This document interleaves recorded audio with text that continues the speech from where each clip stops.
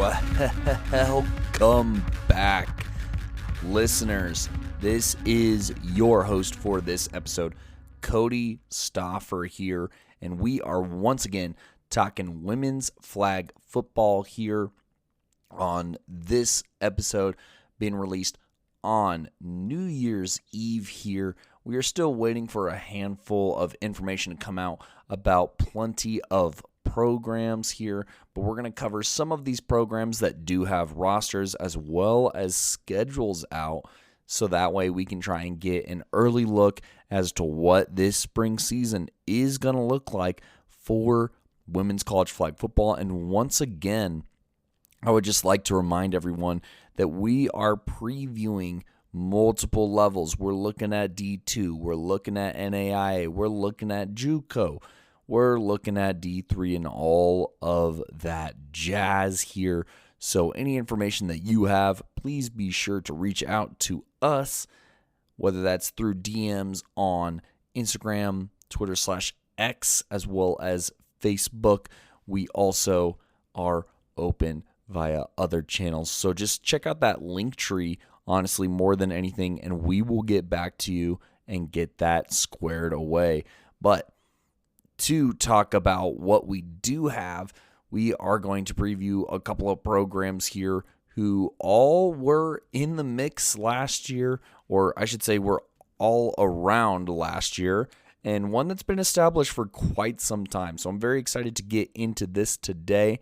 So without further ado, we're going to go ahead and jump into it. Don't forget to listen to the other previews that my other fellas have been working on, Gino and Coach V, over the last few episodes. The very first program that I'm going to talk about today is going to be Penn State Schuylkill. Here, Schuylkill. I keep doing a little too much anytime I've read that out before, so I do apologize for that in the past. But anyways, we got them coming back this year here, and they're looking to build off of some things that they did right last year here. So, they started off the season, dropped their first game, and then bounced back with a win over Immaculata here with a 19-6 win.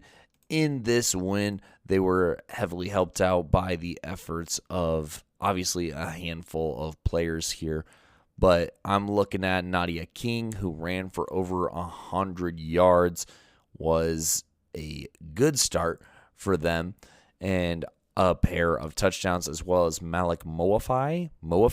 I apologize if I'm butchering those, by the way, but that's kind of what helped push them over the top against Immaculata.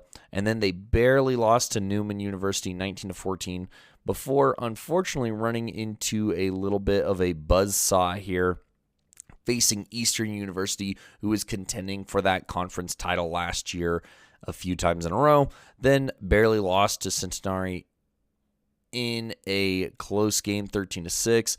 Another close loss to Holy Family, 15-13, before losing the rematch to Immaculata here, and then going on the road to Keene, which did not go their favor as far as the rest of the season goes. Their next close game was at Newman, where they lost by a single point in overtime here. So overall, not exactly the season they were looking for at Penn State Schuylkill here. They went 1-14 here, but had a couple of other close games.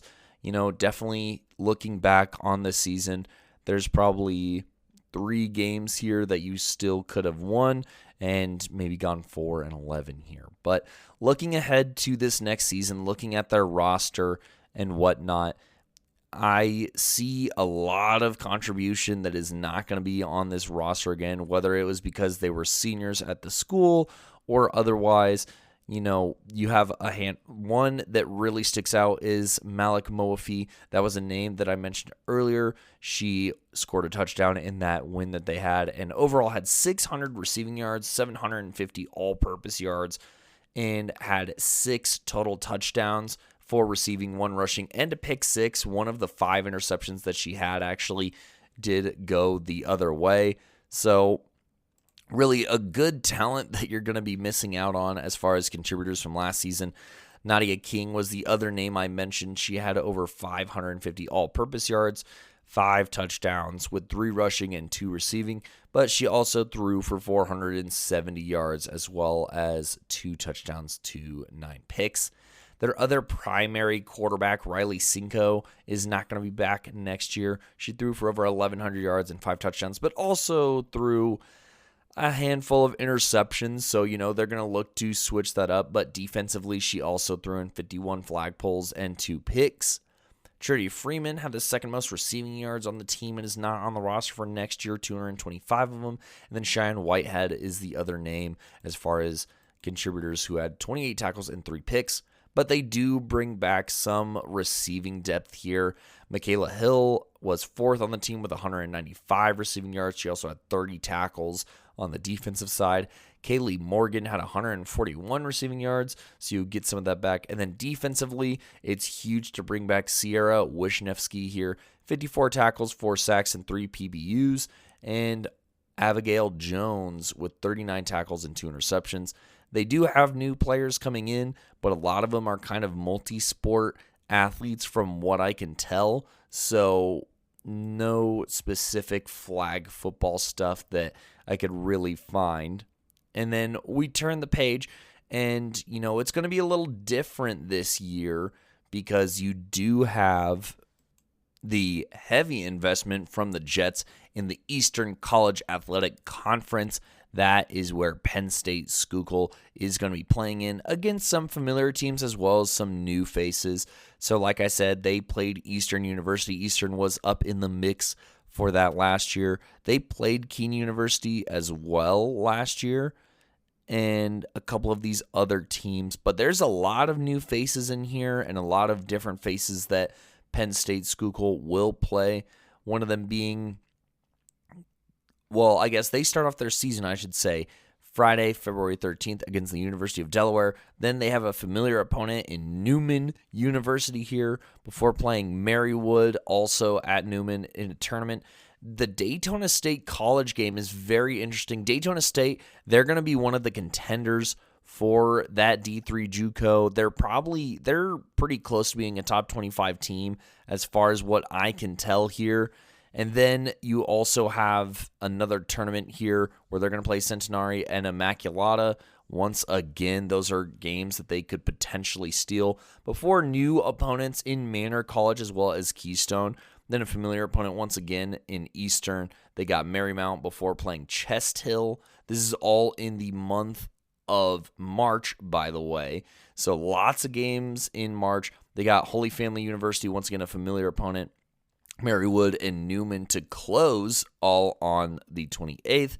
Then come April, as of right now, they have 6 games listed. These are all pretty familiar teams. Centenary, Immaculata, Chestnut is going to be that second game of the season that they'll play against them. And then Holy Family University, Marymount, and Eastern.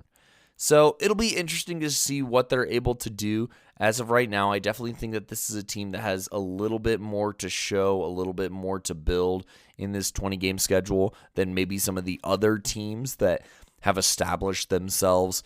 And, I do commend them that they are seemingly committed to trying to throw the ball here. I think that if you want long-term success, that's what's going to yield positive results.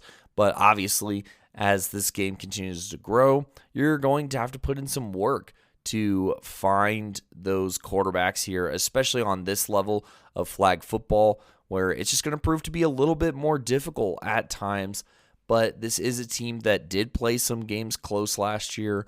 And, if they're able to find improvement at the right spots from some of these new athletes or a potential quarterback change, it kind of stinks, I think, to not bring back King, but, you got to play the hand that you're dealt, and, we'll see what this team is able to do with what they have. Now, when you look at the depth chart here, you got Avery Brown listed at quarterback. She is a first-year player here, so that looks to be the answer here. Could not find a whole ton on her, but she seems to be from Schuylkill Haven in Pennsylvania, so hometown stuff. Maybe attended some games last year. I couldn't even tell you. But I also just want to shout out Siham Bukhari here, who is a first-year linebacker out of Colorado Springs, Colorado, which is pretty cool, honestly, as far as hometowns. So always rooting for our Colorado athletes here, but that is Penn State Schuylkill here looking into the next season. Next up, we are going to the NAIA level here to talk about Siena Heights and what they were able to do last season here and look ahead to this year. Now, Siena Heights, this was a team who still performed very well despite a lot of roadblocks that were in their way here. Now, looking at the 2025 season, they went 11-7, so had a winning record here and kind of won the games that they were supposed to and gradually improved in the NAIA level games. So, to start the season, okay, kind of a brutal start being on the road against Weber and Warner. Okay, came out of that stretch 0-2 before beating Daytona State on the road, which was huge, trying to maximize this week in Florida that they had. They won that one 25-0 before losing to Kaiser here by a margin. But they were able to bounce back and rattle off multiple wins in a row. They won 13-12 at Atlantis. They then beat Barbara Scotia while still down there on March 7th. They then, it looks like it was probably a forfeit win, I want to say, against Florida Memorial. That's typically what I see out of the 2-0 wins. I don't know if they did just score a safety and then no other action happened, but that would be my assumption on that game. Before a little bit of a break and then heading over to Rockford, where they had a ton of success in the Rockford tournament on March 21st. They beat Benedictine 48-0. They beat Rockford 30-6, and then they got a huge win over NAIA opponent Graceland 27-7. I wanted to say that was their first NAIA win for last season, so that was absolutely massive. Before then, a week later, heading down to Kentucky, this is where Simon and I were able to see these games live, get a good look at Siena Heights, as well as get to talk to some of their players and coaches here. And so they opened up the tournament against Milligan. That is as tough as an opponent as you could possibly ask for here. And this is the point in the season where Siena Heights really starts to deal with just a trouble at depth more than anything, because the amount of injuries that they had were just brutal. But that did not stop them from competing. They still picked up a win against Howard Community College, and then they battled versus William Woods on Saturday, March 29th, and just narrowly lost 12-6. And you could tell that this team just needed a break, needed to get healthy here, as they then lose to Campbellsville 27-6 here, trying to get the wheels turning.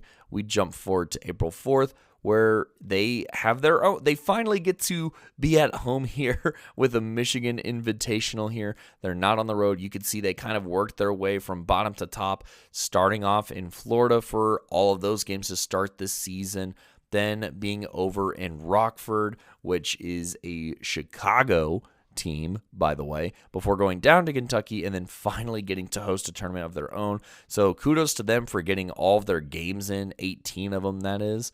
And to start off this tournament, they get a huge win once again over Benedictine, 47-0. They then beat Villa Maria 51-7 here. So in those two games, almost scoring 100 points before facing Graceland. And this was the team that they got their first ever NAIA win, but they just barely lose this game 26-19. Little bit of a heartbreaker, but that did not stop them or deter them as they bounce back and they pull off a 12-7 upset rematch W over Campbellsville, who made the trek up before losing to Milligan 37-12 to close their season. So overall, the way that I look at this schedule is you beat a lot of teams that you probably should beat potentially, but you also build a program. You're losing to teams that have been around, like a Milligan. They lost to Campbellsville, but they won the rematch, which I think is important. And maybe they lose to Graceland in the rematch, but they still got a win over them in the first place. And then William Woods, that was a really close game that could have gone either way and would be something that I'd be interested in seeing continue to develop. But, they got a taste of NAI teams, and then they took care of programs that were not on the NAI level, which I think is exactly where this program needed to kind of figure stuff out and just kind of get dialed in. And they did it through showing a lot of grit and perseverance. As we talked to their coaches, they were dealing with insane injuries at the quarterback position. They ended up having to play one of their best athletes at quarterback, who did make some plays while we were down there, but obviously things are going to look a little bit different once she gets to play her position, as well as this incoming freshman class that looks super talented. But as far as departures go, they do lose the Panico sisters. Apologies if I'm mispronouncing that, in Sophia and Victoria. Victoria was a pretty high-level target as far as, just getting receptions and targets go at the receiver position. Sophia was getting lots of quarterback reps, but unfortunately is not on the roster for the upcoming 2026 spring season here. You're also losing Kiki Mercado, who was once again a force on both sides of the ball, forcing turnovers as well as a targeted receiver from last season. But as I earlier mentioned, Kia Moradun, one of the best athletes that I had the pleasure of seeing live last year, and yes, that includes nationals, has serious wiggle, incredible speed. I mean, she had multiple 50-plus yard touchdowns last year, which just shows the burners that she has, and I think that is going to be best used at the wide receiver and defensive back position. You also have players who got some opportunities like Jordan Bailey last year, but those will only continue to go up this season here. So that's going to help with some of the departures that they had.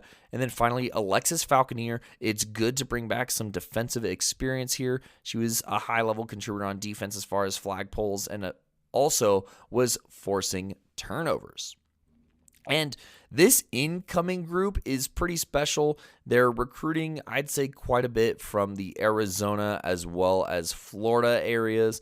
And I think that they're getting a ton of experience coming in as far as people who want to play flag football on the next level, people who want to compete, and athletes who have highlight reels, which goes a long way. And so Mackenzie Pope is one of the first ones who came up. She had 1,218 yards and 28 touchdowns as a receiver as in just her senior year, as well as 13 career interceptions. So you get a force on both sides of the ball listed at wide receiver and safety.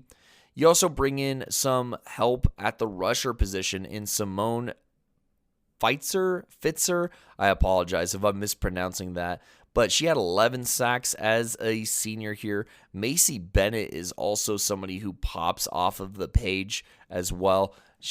Her junior year had 117 tackles, 26 sacks, and 3 picks, but also showed diversity and versatility her senior year with 6 interceptions, 11 pass breakups, 8 sacks, and 74 tackles. She's listed at linebacker and center, as she also picked up 450 yards, basically in 3 touchdowns at the receiver position. But really defensively is what you're going to get out of Macy here, out of Canyon View. And also just wanted to give a quick shout to Feitzer, who is also out of Arizona here.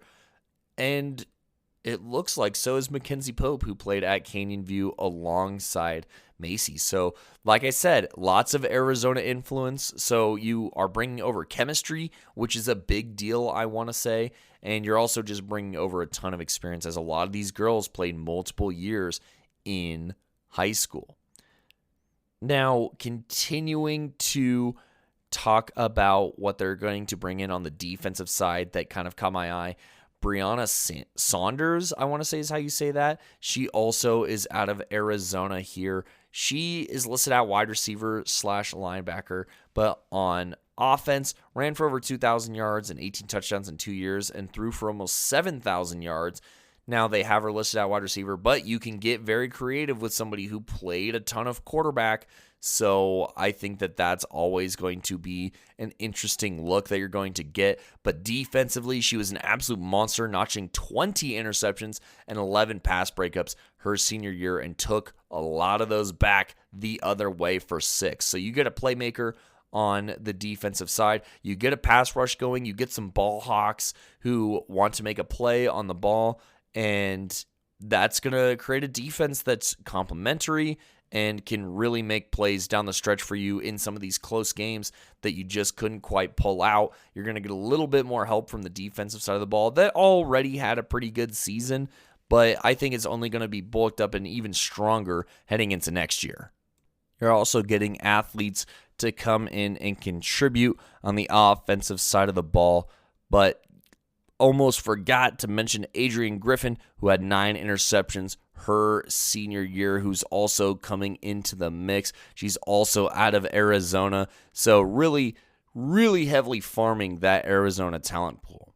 But pivoting back over here to the offensive side of the ball, one player whose highlight reel really caught my eye was Cam Cherry here, the 5'9" running back / rusher who they're bringing in. She has incredible bursts of acceleration that puts defenders on their heels from her offensive highlight reel. She's somebody who can get the ball and start getting upfield very, very quickly, as she would get some reverses, catch some trick plays, and just really take off. And obviously that 5'9" height is somebody who can also make those plays for you at receiver. She has a couple of head tops that I saw in her highlight reel that makes her very interesting heading into this next season here.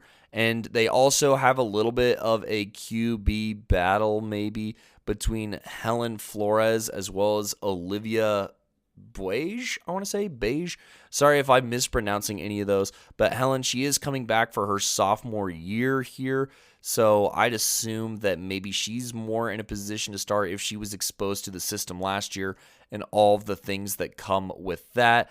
But Olivia here comes out of Saline, Michigan, so it'll be interesting to see what the quarterback play looks like for this squad. There's obviously a lot more girls on this team as well that is going to make impacts in their own ways, whether they were talked about today or whether we'll talk about them later in this season here.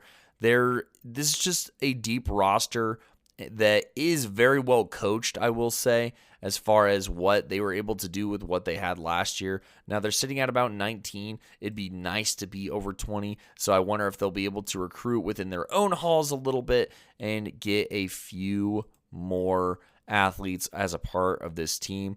But Coach Ciordia will, sorry if I'm mispronouncing that, by the way, Jesse, as well as the rest of this coaching staff, will look to compete this year. And I think that this could be a good year for Siena Heights flag football. Now, they do start off on the road at St. Francis to start the year on February 21st before going to the IFFA College Showdown down in Tampa. Now a handful of teams are going to be there.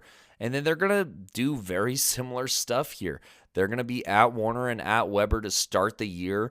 And, I think that this is a team that looks at that Weber squad that graduated their quarterback, their longtime quarterback, and thinks that there's going to be an opportunity there. Now, it's not going to come for free. It's not going to come easy. But I don't think that you can sleep on this Siena Heights team. They then have quite a few games here on Saturday, March 21st against KCAC opponents versus Graceland as well as Southwestern and Midland here.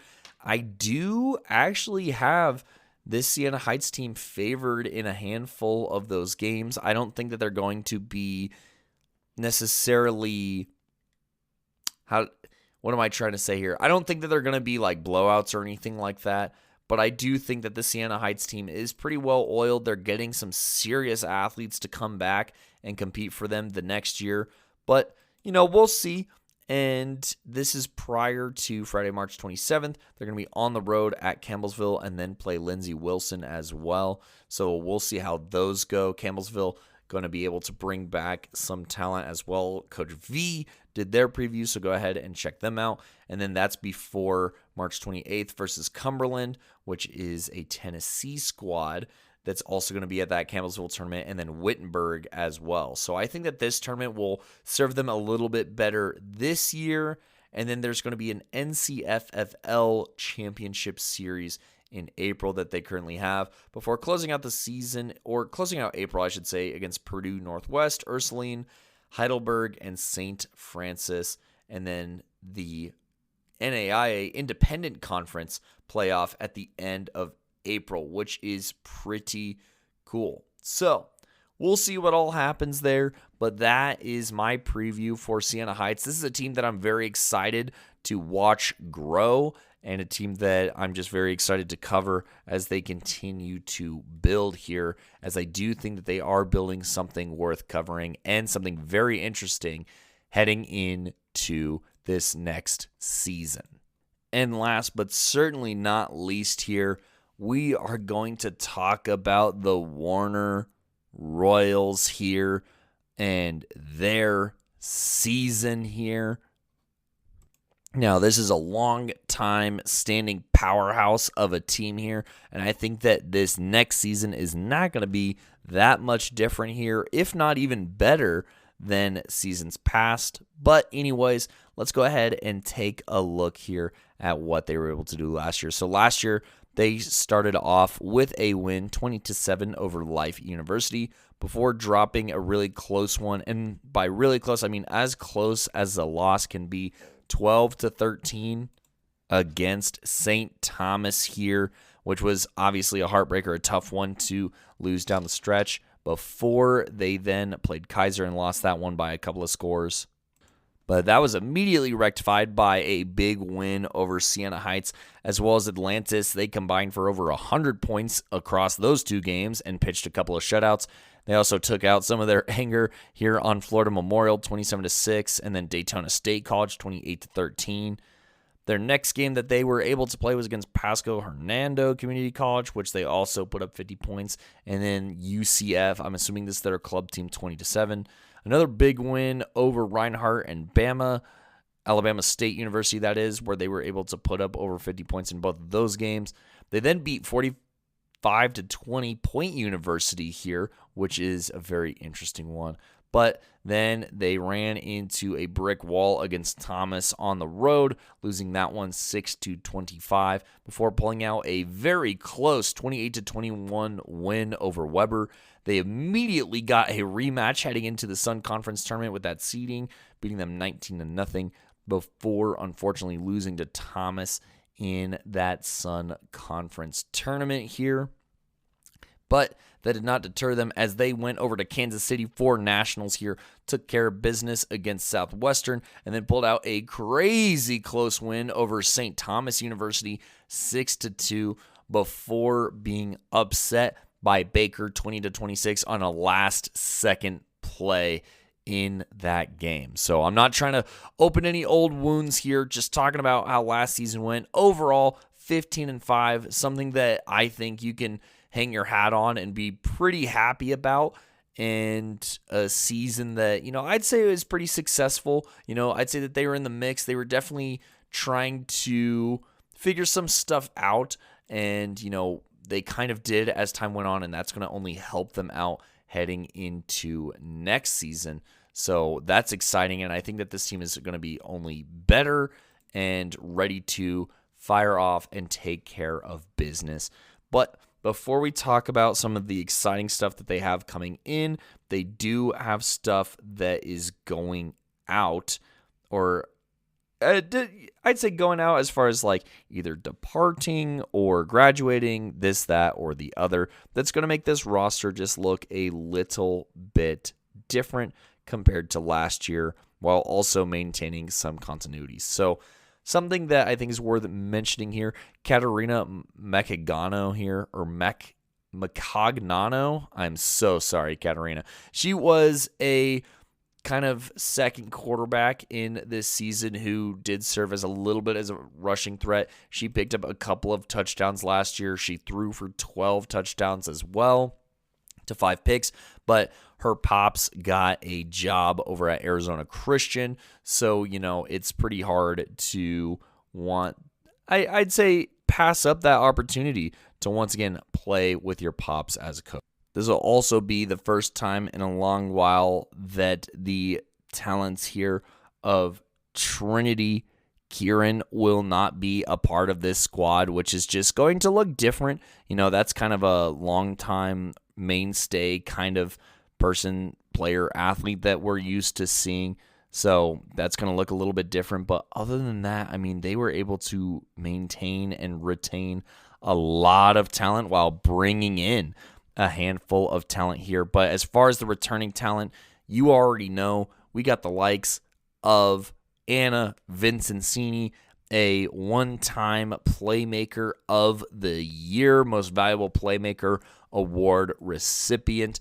Obviously, coming back into the fold, you cannot overstate her two-way value. One of the best receivers in the country, on top of being a defensive stud as well. Just high-level two-way impact for them coming back. You also bring back their leading receiver from last season, Jessica Finley here. She absolutely tore it up at the receiving position, putting up over 1,100 yards and 22 touchdowns last year, just getting a ton of targets and making the most of those. You also bring back a few other studs in that receiver room, like an Angeline Bunting that is somebody who can still make plays for you.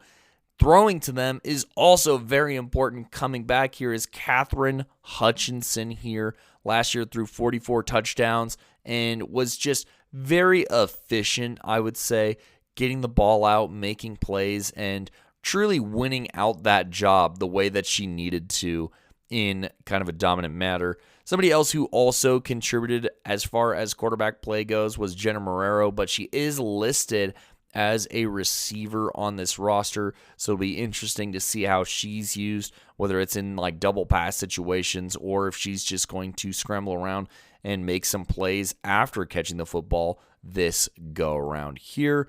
But those are some really big returners that are coming back on the offensive side. Obviously, defensively, you look at this roster and they are bringing back the very talented Lauren Clark here, who is a very high-level rusher / linebacker here. She's been doing her thing and has been a long time friend of the podcast, and so it's good to see her coming back for this season, her senior season, where she's going to continue to compete and help this defense execute on a very high level. So that's pretty exciting stuff as far as some familiar faces. There's a handful of other familiar names on this list as well, but shout out to them for holding it down. Andrea Castillo here is another one. You kind of look at this kind of class from Panama as far as Brustmeyer goes and all those other players, Bunting, Vincenzini, and obviously they have helped this program grow tremendously and compete at the absolute highest level. So very excited to see all of those players returning to the fold. You also got Adriana Williams coming back, who was able to get into the backfield and notch a couple of sacks last season here. So, you're bringing back some similarities at the pass rush as well, which is going to be absolutely fantastic. You also have Anna Murillo coming back after notching 4 interceptions last year, second best on the team. I already mentioned Castillo here, one of the top tacklers on the team, also forced plenty of pass breakups as well as interceptions. And then the two-way impact as well of Jessica Finley and Angeline Bunting will be felt on both sides of the ball. Now, as far as incoming talent goes, some new players. Shout out to Coach Mims for always keeping our ear to the ground here. We have Omariah Gordon, also known as OMG. So we're hoping that little moniker helps out and carries over to the plays when we are watching these games here, and was a former 4-year starter for Florida State on the basketball team. She was first team All-ACC conference player and will play at safety and receiver here and is a grad student. Once again, don't know if I mentioned that. You also got Maggie Lauber here, who was a JUCO basketball player here and Mims is touting her as the best JUCO flag transfer in the country, who was a very standout flag football player, and she's got some of the numbers to back it up from her days at Plant City, where defensively she had 15 career interceptions as well as plenty of tackles, and then offensively kind of did whatever you needed her to do. Her senior year racking up, over 1,000 scrimmage yards and 15 touchdowns. Also being able to pass the football, catch the football, run with the football, whatever you need, she had it, and now he is on that Warner squad. And then we obviously have some hometown players on here, and when I say hometown, I'm talking Colorado, because that is where we are covering from. So, shout out to some of these athletes here. I actually got to see one of them the other day. They're both from the same school. So you got Sophia Eskandin here, who's at defensive back out of Heritage. And you also have Avalon Lux Offerman here. Shout out to Avalon. Got to see her the other day. She said that she's settling in nice. Got to get some looks here as far as just building up for that spring season here, and is told by us that she will make an immediate impact on offense. So we'll see her. I actually got to coach against Avalon here, and I can tell you firsthand, she has crazy wheels, great hands, and is just an ultimate competitor. So that is something that's super fun. And then Mims also let us know about Serenity Hickman here, who is an athletic quarterback here from Georgia, who will also get some looks, which lets me know that Mims continues to have tricks up his sleeve. Thank you so much to Coach Mims for always keeping us in the loop here. I'm actually super excited for this Warner team. I think that in a season that feels a little bit more open than it has in the past. Now, you're still going to have your heavyweights doing heavyweight stuff, but I think that kind of second tier of teams historically that have kind of been in the backseat waiting for their turn up front, they're going to have their chances this season now more than ever. And so I'm very excited to see what the Royals are going to do with these opportunities. And how are we going to look at those? Well, we're going to take a look at these games here to see what they have coming up here for their season. So with the season that we have here, they're going to start off in February against Hope International, which is going to be a home game here. Before they play Bruton Parker here, I did preview that team, so go ahead and listen to that preview to know what they are going to be walking into here. But those are their February games, and I think that they should probably be 2-0 heading into March. But then they have a Tampa event here. I think that might be the same tournament that Siena Heights is going to be attending, so we'll see who's all at that tournament. It's very interesting to start the beginning of March before they then play Siena Heights, as well as St. Francis and Point, kind of all in that week of the 9th, 10th, and 13th. Still feeling good about those games. They then are on the road against Life. Now, Life played them pretty all right last year, and I think that this could be a good game, but I still do have Warner favored here. Barring who their opponents are in Tampa, they could be undefeated by this point, starting off to the tune of 8 or 9-0. Then they got Reinhardt, who I also have Warner's faith in, as well as Alabama State. And then down in March 28th, this is where the schedule starts to get interesting, in my opinion, and you start facing some of these teams who are going to be contending for that Sun Conference title. You got Thomas at home on March 28th to close out March, and then heading into April, you got St. Thomas University here. You also got Florida Memorial on April 4th. Then you have the Battle of the Lake here with Weber here. So we got to love that rivalry. It should produce another instant classic regardless of whoever's on the field. And then against Kaiser at the end, that could potentially determine the Sun Conference title here. And then they got their Sun Conference tournament from April 16th to April 18th here, which I assume they will make. I'm picking them to make that tournament, and I think that Warner here has a chance to have a very special season. This is a season where if everything's clicking the right way and they bring their A game every single time, they could potentially walk out of this season undefeated. They are low-key a pick for me to potentially even make a run for a national title here.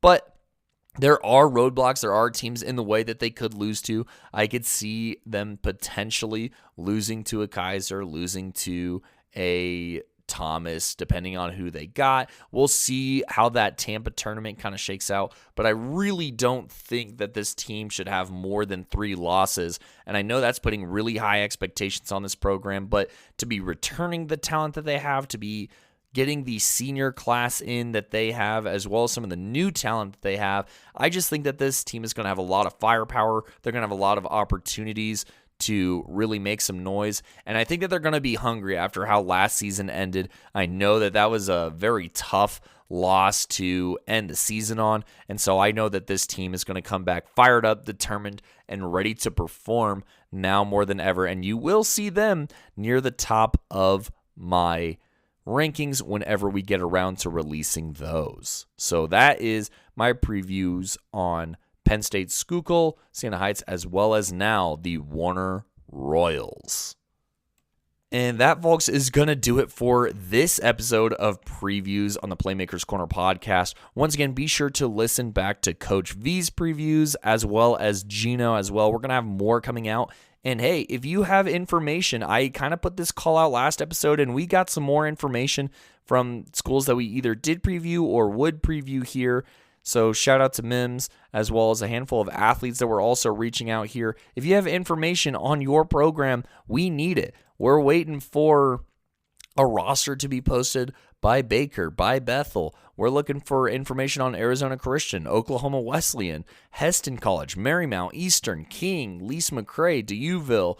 Ursuline still has a schedule that I am looking for. We're also looking for information on Lakeland here, Southwestern, Reinhardt, Simpson. These are all a ton of programs that we're looking forward to covering, but just need information on Kaiser, Weber, St. Thomas, Midland, FMU, Gallaudet here are all ones that Coach V's waiting on here, and we want to get this information out. We want to know what's going to happen this season, and we are trying to really put together a very composite coverage of all things college flag football. So if you have any of that information, please reach out to us via DMs, whether that's on Twitter at Playmaker Corner or Instagram, Playmakers Corner, Facebook, Playmakers Corner, whether that's in our comments under our Spotify episodes, whether that's in the reviews of our Apple podcast episodes. Just let us know how to get a hold of you, and we will find you here.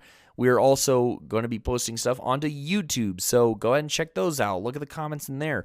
Any information, any and all information is welcome and appreciated, and we appreciate you all so much for tuning in to these episodes and continuing to tune in.